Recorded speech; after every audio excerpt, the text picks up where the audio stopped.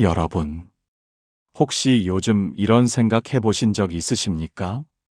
우리는 평생 함께 살았는데, 왜 나이가 들수록 말 한마디가 더 조심스러워지고, 함께 있어도 마음이 편치 않을까 하는 생각 말입니다. 젊을 때는 힘들어도 아이들 때문에 참고, 먹고 사느라 바빠서 넘겼던 일들이 황혼기에 들어서면 하나하나 마음에 걸리기 시작합니다. 같이 살아온 세월은 길지만 서로를 이해하는 폭은 오히려 좁아진 것 같고, 사소한 말 한마디에 괜히 서운해지고 괜히 화가 나기도 합니다. 이때 많은 부부가 이렇게 생각합니다. 이 나이에 설마 큰 문제가 있겠느냐고, 그냥 이렇게 사는 거지 하고 넘겨버립니다.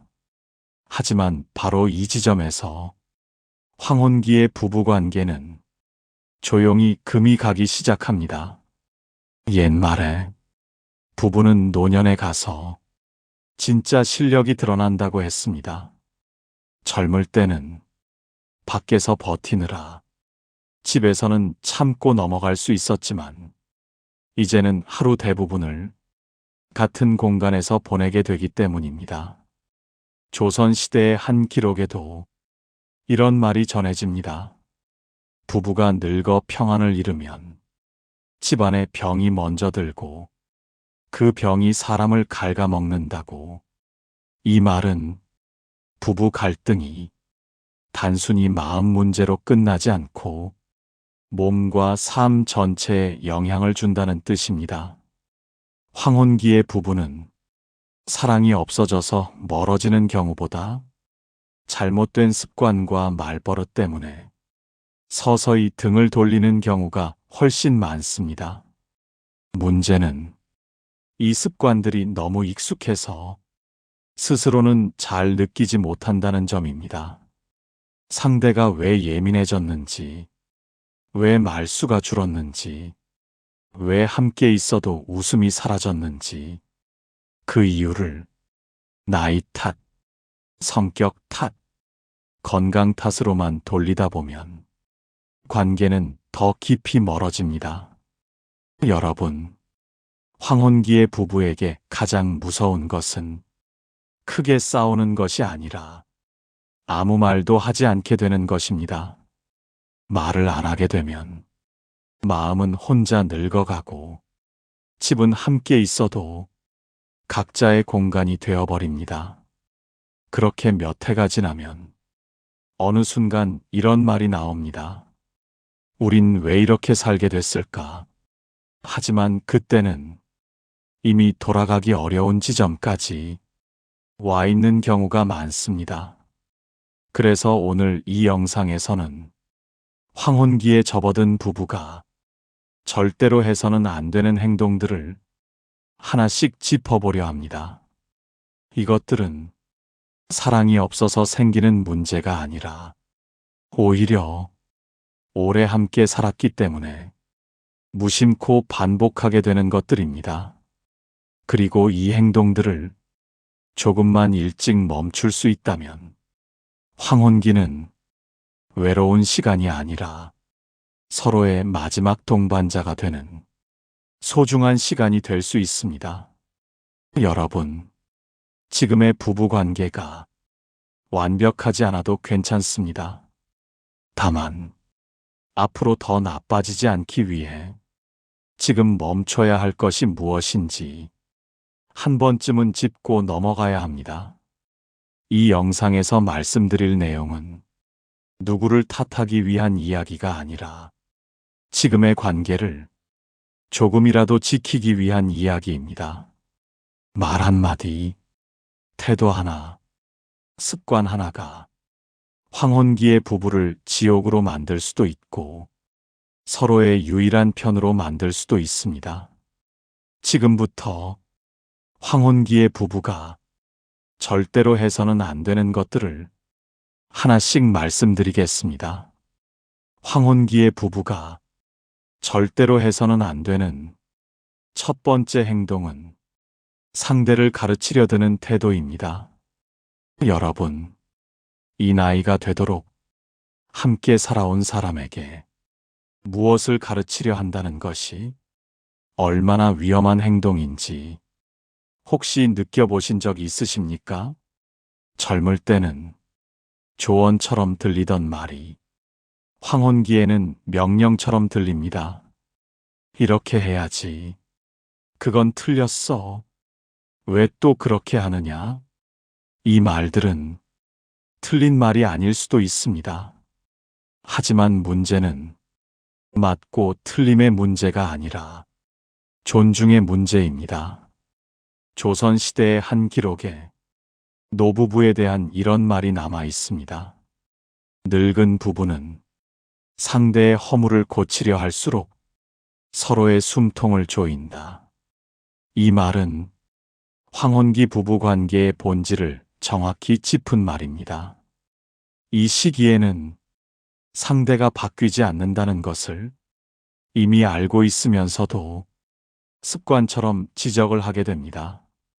왜냐하면 함께 살아온 시간이 길수록 서로의 단점이 눈에 더 잘 들어오기 때문입니다. 하지만 이 나이에 상대를 고치려는 시도는 관계를 좋게 만들지 않습니다. 오히려 상대는 이렇게 느낍니다. 평생 함께 살았는데 이제 와서 나를 부족한 사람으로 본다는 느낌입니다. 이 감정이 쌓이면 말수가 줄어들고 대화는 형식만 남게 됩니다. 여러분, 황혼기의 부부에게 말이 줄어든다는 것은 관계가 식었다는 뜻이 아니라 상처를 피하기 위해 입을 닫는다는 뜻입니다. 조언과 잔소리의 차이는 내용이 아니라 상대가 느끼는 감정에 있습니다. 아무리 옳은 말이라도 상대를 가르치는 순간 관계는 위아래로 갈라집니다. 황혼기의 부부는 스승과 제자가 아니라 같은 방향을 보는 동반자입니다. 이 관계에서 한 사람이 선생이 되면 다른 한 사람은 자연스럽게 아이가 됩니다. 이 구도가 반복되면 존중은 사라지고 짜증과 침묵만 남습니다. 옛말에 말은 칼보다 날카롭다고 했습니다. 특히 가장 가까운 사람의 말은 더 깊이 박힙니다. 여러분, 상대를 가르치려는 말은 상대를 위하는 말처럼 보여도 사실은 내 기준을 강요하는 말일 때가 많습니다. 이 기준은 상대의 삶을 존중하기보다 내가 편해지기 위한 기준일 가능성이 큽니다.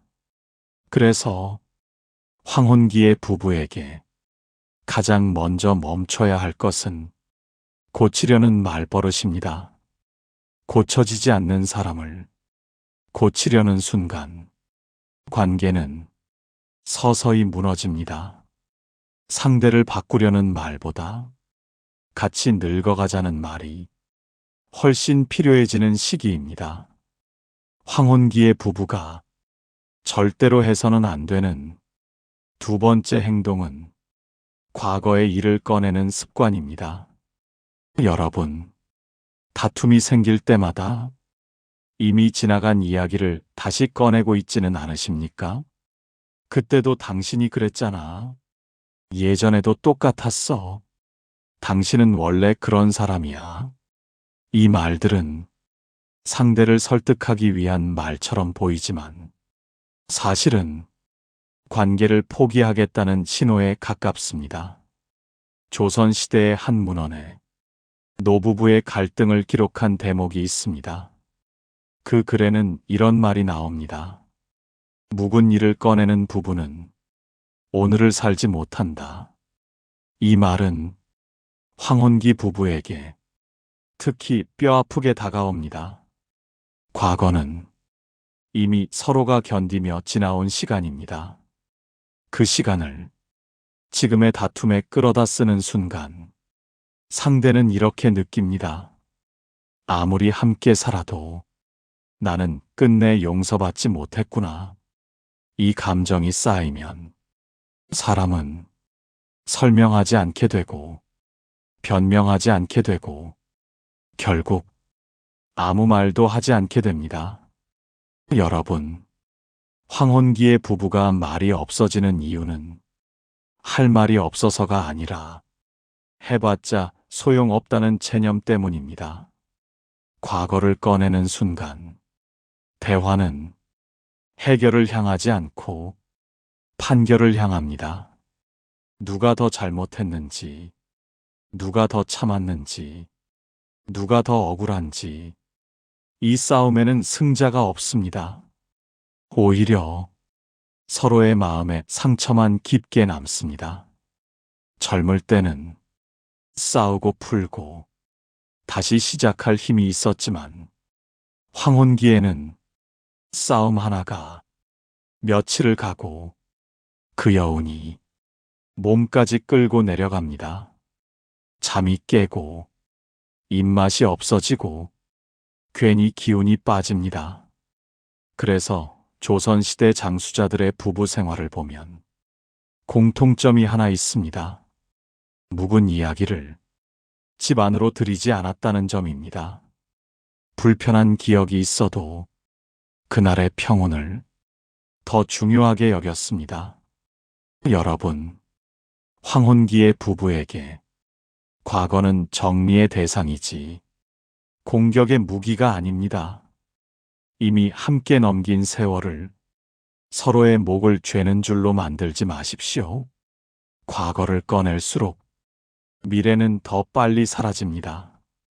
이 시기에 필요한 것은 누가 더 옳았는지가 아니라 지금 이 순간을 어떻게 조용히 함께 넘길 것인가입니다. 그래서 두 번째로 반드시 멈춰야 할 것은 기억력 좋은 척하는 말버릇입니다. 잊어야 할 것을 굳이 정확히 기억하는 습관은 관계를 망치는 데만 탁월합니다. 여러분, 황혼기의 부부는 서로의 잘못을 정리하는 사이가 아니라 서로의 하루를 조용히 덮어주는 사이입니다. 이 두 가지, 상대를 가르치려는 태도와 과거를 꺼내는 습관만 멈춰도 부부 사이의 공기는 눈에 띄게 달라집니다. 황혼기의 부부가 절대로 해서는 안 되는 세 번째 행동은 상대를 당연하게 대하는 태도입니다. 여러분, 오래 함께 살았다는 이유로 굳이 말하지 않아도 알 거라 생각하고 굳이 표현하지 않아도 이해할 거라 여기고 있지는 않으십니까? 이 시기에 가장 많이 나오는 말이 이제 와서 뭘 새삼스럽게냐는 말입니다. 하지만 바로 이 말이 황혼기의 부부 사이를 가장 빠르게 메마르게 만듭니다. 젊을 때는 바쁘다는 이유로 표현이 줄어들어도 서로 견딜 여지가 있었습니다. 아이들 이야기, 생활 이야기, 밖에서 쌓인 에너지로 관계를 유지할 수 있었기 때문입니다. 하지만 황혼기에 들어서면 부부 관계가 삶의 중심이 됩니다. 이때까지도 상대를 당연하게 대하면 그 공백은 그대로 서운함이 됩니다. 조선시대의 한 노부부에 대한 기록을 보면 이런 문장이 등장합니다. 아침에 인사를 나누지 않는 집은 하루가 어긋난다. 이 말은 형식적인 예절을 말하는 것이 아닙니다. 서로를 존재로 인정하지 않는 순간 관계는 조용히 틀어지기 시작한다는 뜻입니다. 여러분, 사람은 가장 가까운 사람에게 가장 쉽게 무시당한다고 느낍니다. 말을 안 해서가 아니라 말을 해도 응답이 없기 때문입니다.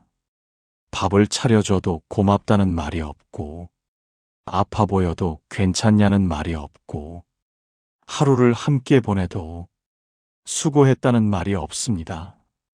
이 작은 무반응이 쌓이면 상대는 이렇게 느낍니다. 나는 이 집에 그냥 있는 사람일 뿐이구나. 황혼기의 부부에게 이 감정은 생각보다 치명적입니다. 밖에서 인정받을 기회가 줄어든 시기이기 때문에 집에서마저 존재감을 느끼지 못하면 마음은 쉽게 꺼집니다. 그래서 이 시기에 사랑보다 더 중요한 것이 존중입니다. 큰 선물이 아니라 작은 말 한마디, 작은 반응 하나가 관계를 지탱합니다. 조선 후기의 한 노인은 평생 아내에게 아침마다 말을 건넸다고 합니다. 특별한 말이 아니라 밤새 잘 잤느냐? 오늘은 어디가 불편하냐? 이 정도의 말이었습니다. 사람들은 그게 무슨 도움이 되느냐고 물었지만 그 노인은 이렇게 답했다고 합니다. 사람은 말을 걸어주는 만큼 살아있다고 느낀다. 여러분, 황혼기의 부부에게 가장 위험한 것은 큰 다툼이 아니라 아무 일도 없는 듯한 무관심입니다. 상대를 당연하게 대하는 순간 관계는 서서히 닳아 없어집니다. 그래서 세 번째로 반드시 멈춰야 할 것은 표현하지 않아도 된다는 착각입니다. 표현은 사랑의 장식이 아니라 관계의 숨입니다. 황혼기의 부부가 절대로 해서는 안 되는 네 번째 행동은 상대의 일상을 통제하려는 태도입니다. 여러분, 나이가 들수록 서로의 생활 반경이 겹치게 됩니다. 하루의 대부분을 같은 공간에서 보내다 보니 사소한 습관 하나까지 눈에 들어오기 시작합니다. 왜 그렇게 늦게 나가느냐? 왜 그 사람을 또 만나느냐? 왜 그걸 아직도 하느냐? 이 질문들은 걱정처럼 들릴 수 있지만 받는 쪽에서는 감시처럼 느껴질 수 있습니다. 조선시대의 한 기록에 노부부의 갈등을 이렇게 표현한 글이 있습니다. 집안에 법이 많아지면 숨이 막힌다. 이 말은 규칙이 많아서가 아니라 자유가 없어서 관계가 숨 막힌다는 뜻입니다. 황혼기의 부부에게 자유는 젊을 때의 자유와 다릅니다. 새로운 것을 하기 위한 자유가 아니라 지금의 나를 그대로 두어달라는 자유입니다. 그런데 이 시기에 상대의 일상까지 하나하나 간섭하기 시작하면 관계는 빠르게 피로해집니다. 여러분, 함께 늙어간다는 것은 모든 것을 공유한다는 뜻이 아닙니다. 오히려 각자의 작은 세계를 존중해준다는 뜻에 가깝습니다. 조선 후기의 한 장수한 노부부에 대한 기록을 보면 이 부부는 각자의 시간을 서로 건드리지 않았다고 합니다. 남편은 마루에서 글을 읽고 아내는 마당에서 손을 움직였으며 서로가 무엇을 하는지 굳이 묻지 않았다고 합니다. 사람들이 왜 그렇게 무심하냐고 묻자 그들은 이렇게 말했다고 전해집니다. 같이 살되 서로를 가두지 않는다.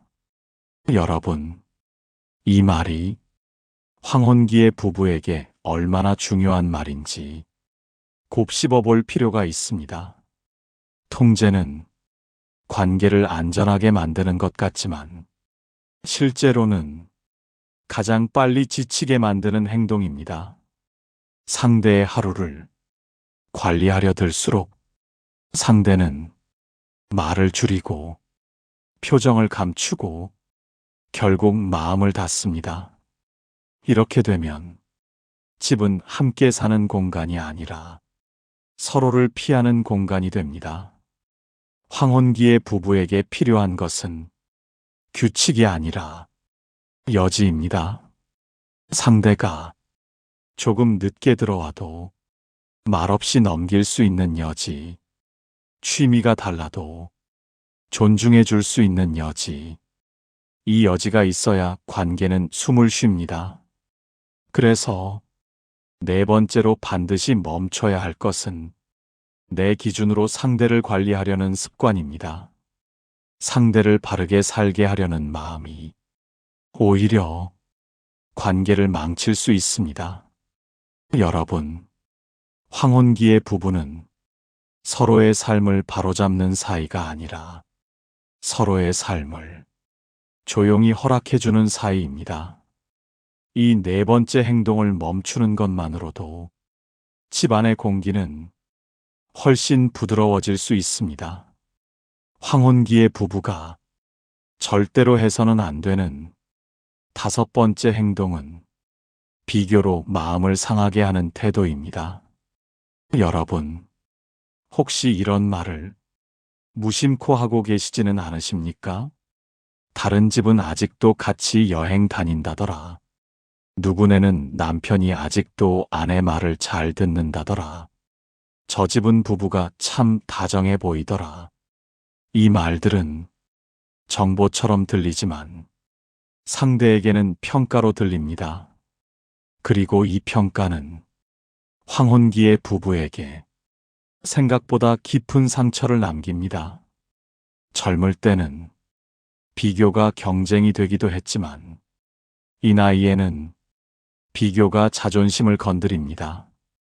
이미 서로의 인생을 끝까지 함께 살아온 상태에서 다른 부부와의 비교는 지금의 삶 전체를 부정당하는 느낌을 주기 때문입니다.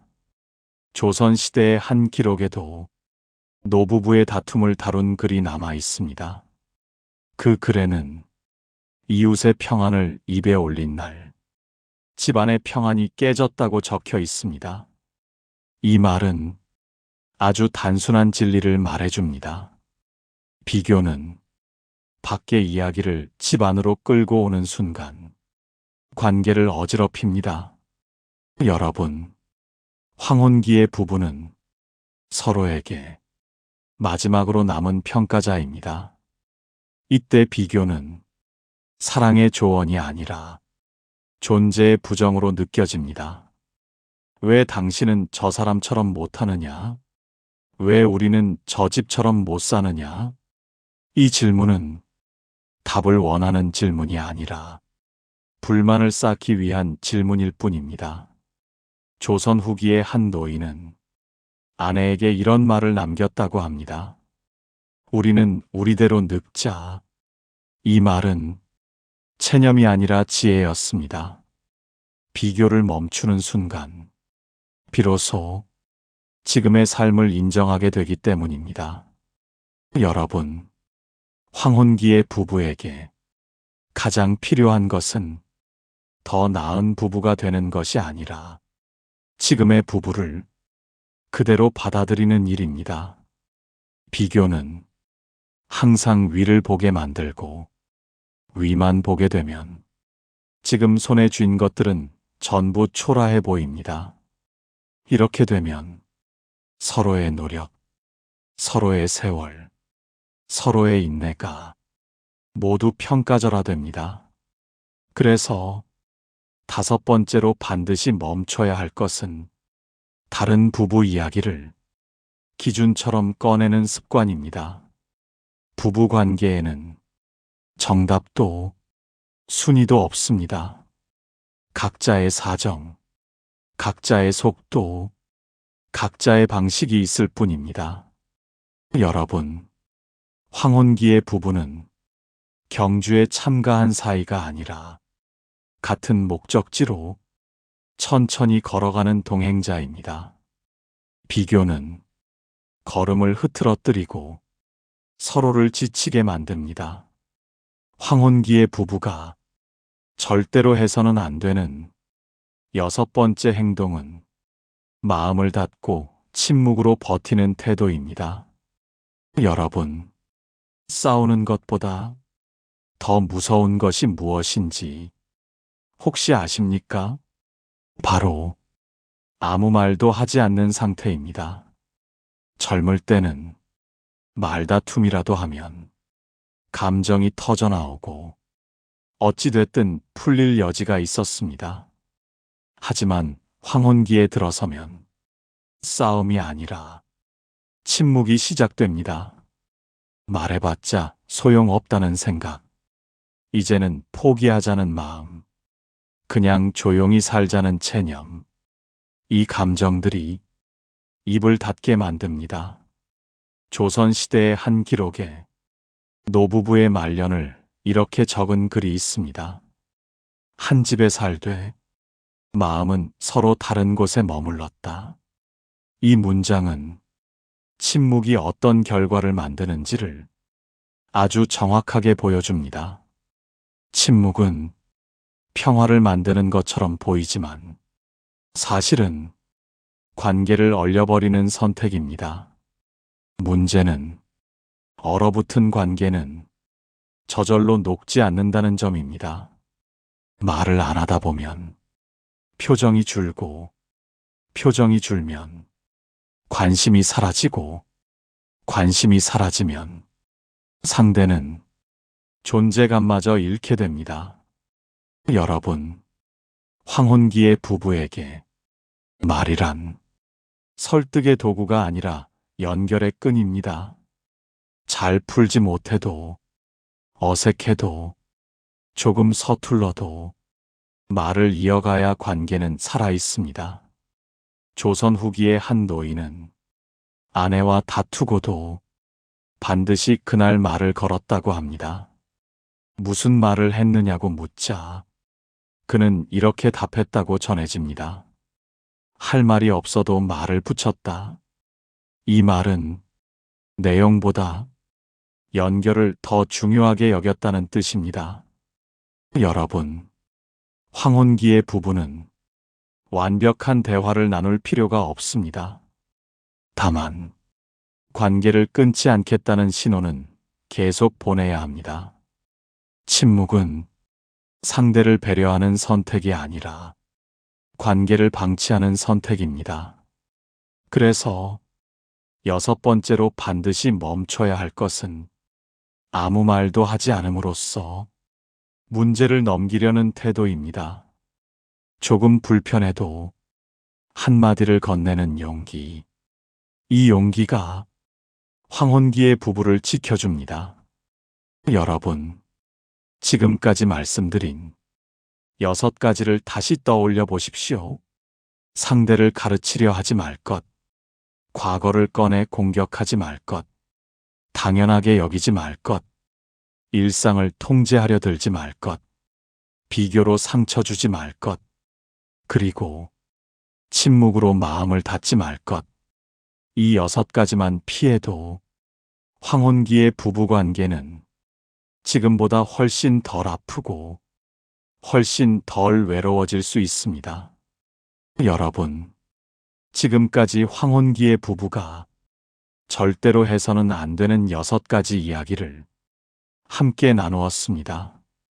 이야기를 들으며 마음이 조금 불편해지신 분도 계실 것이고, 아, 저건 우리 이야기다 하고 고개를 끄덕이신 분도 계실 것입니다. 그만큼 이 주제는 특별한 누군가의 이야기가 아니라 지금 이 시기를 살아가는 대부분의 부부에게 해당되는 이야기입니다. 황혼기의 부부는 사랑이 부족해서 멀어지는 경우보다 말과 태도와 습관 때문에 서서히 지쳐가는 경우가 훨씬 많습니다. 상대를 가르치려 했고, 과거를 꺼내들었고, 당연하게 여겼고, 일상을 통제하려 했고, 비교했고, 마지막에는 침묵해버렸습니다. 이 6가지는 어느 날 갑자기 나타난 문제가 아니라 수십 년 동안 무심코 쌓여온 습관입니다. 그래서 더 위험하고, 그래서 더 늦기 전에 돌아봐야 할 문제입니다. 여러분, 황혼기는 인생의 끝자락이 아니라 관계의 마지막 정리 기간입니다. 이 시기에 부부 관계가 무너지면 노년은 외로움과 침묵으로 채워집니다. 하지만 이 시기의 관계를 지켜낸 부부는 비록 대단히 다정하지 않아도 서로의 마지막 편이 되어줍니다. 그 차이는 거창한 사랑 표현이 아니라 하지 말아야 할 것을 조금 덜 하는 데서 시작됩니다. 지적하지 않는 것, 과거를 덮는 것, 고맙다고 말하는 것, 각자의 시간을 인정해주는 것, 비교하지 않는 것, 그리고 침묵 대신 한마디를 건네는 것. 이 작은 선택들이 쌓이면 집안의 공기는 눈에 띄게 달라집니다. 여러분, 노년의 부부에게 가장 중요한 감정은 설렘이 아니라 안심입니다. 이 사람과 있으면 굳이 긴장하지 않아도 되고, 굳이 방어하지 않아도 되고, 굳이 말하지 않아도 적이 되지 않는다는 안심. 이 안심이 있을 때 노년은 버틸 수 있는 시간이 됩니다. 젊을 때의 사랑은 불안 속에서도 버텼지만 황혼기의 사랑은 안심 속에서만 유지됩니다. 그래서 이 시기의 부부에게 필요한 것은 더 잘하려는 노력이 아니라 덜 상처 주려는 태도입니다. 여러분, 이미 충분히 함께 버텨오셨습니다. 아이 키우며, 생활 지키며, 서로 상처 주고, 서로 참아가며, 여기까지 오셨습니다. 이제 남은 시간만큼은 서로를 평가하지 말고, 서로를 고치려 들지 말고, 서로를 마지막 동행자로 대해주셔도 됩니다. 오늘 이 영상을 들으신 뒤 당장 모든 것이 바뀌지 않아도 괜찮습니다. 다만 오늘 저녁 말 한마디를 조금 바꾸고 표정을 하나 더 쓰고 침묵 대신 짧은 인사를 건네는 것, 이것 하나만으로도 관계는 조금 숨을 쉽니다. 여러분, 황혼기의 부부는 서로에게 남은 인생의 배경입니다. 배경이 불편하면 삶 전체가 불편해지고, 배경이 조용하면 삶은 그나마 견딜만해집니다.